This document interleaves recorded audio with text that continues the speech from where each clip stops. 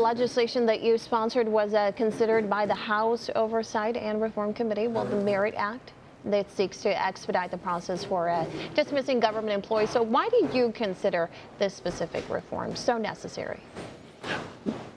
Well, thank you, Lily, for that question, because this goes back to when I served on the House Homeland Security Committee in the previous Congress. In one hearing, an official from Homeland Security testified about a $380 million line item in their expenditures. When I questioned them about this was the amount of money they paid employees to stay at home and not come to work. I was flabbergasted. As I started researching why, it's because these employees, because of disciplinary actions, because of bad behavior, they lost their security clearances.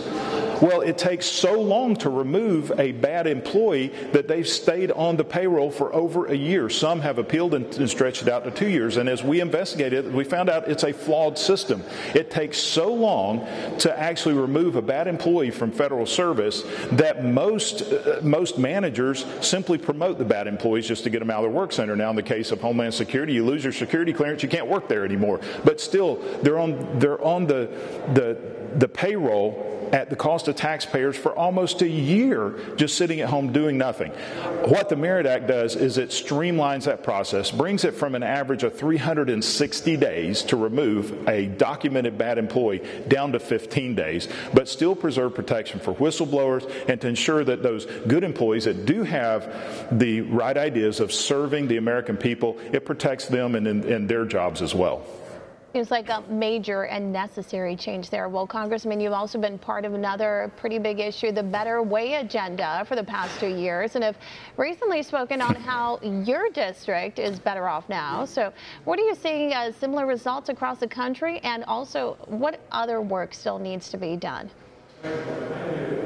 Well, all you got to do is step back and compare where we are today individually as to where we were 2 or even 4 years ago. Look, I can remember being here 4 years ago, and it would have boggled the mind for us to think that not only could we not be dependent on foreign oil, especially buying oil from those nations that fund terrorists and terrorism and those that threaten the safety and security of American families. We were purchasing massive amounts of oil from those countries. But to think that in 4 years, not only could we have broken those ties with those countries as far as the dependency of the purchasing the oil, but we would actually be the largest producer of oil in the world. That's where we are today because Congress took action and we removed a 40-year-old ban on exporting of domestic oil. Now, not only are we the largest producer of petroleum products in the world, we're one of the largest exporters. That's why you never hear of OPEC actually controlling oil prices. Look at the economy.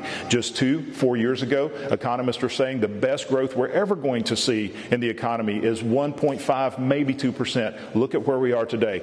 The Federal Reserve, we're expecting them to come out in the next few days with an estimate of over 4% growth in the GDP. Look at the unemployment rate. Look at the bonuses that have been given out. When the individual looks and they ask the question, am I better off today than I was 4 years ago economically? The answer is yes. When they look, is America safer today than it was just 2 or 4 years ago?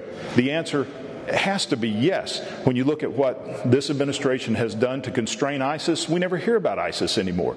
We've gotten control of the war on terror. We're actually bringing North Korea to the negotiation table of peace and denuclearization, and we've actually reopened talks with Russia. Even though we don't agree with Russia, even though we know Russia is an evil player and Putin is a very bad person, the fact is they own nearly as many nuclear weapons as the United States does, and we need to not only make sure that those aren't used, but stop the proliferation of those to third world countries. The only way you do that is through negotiating. I think the American people see the difference. They understand they're better off. In fact, the polls are showing that Americans are more confident in the direction the nation is going now than they have been in a couple of decades, and that they're better off personally than they have been in years.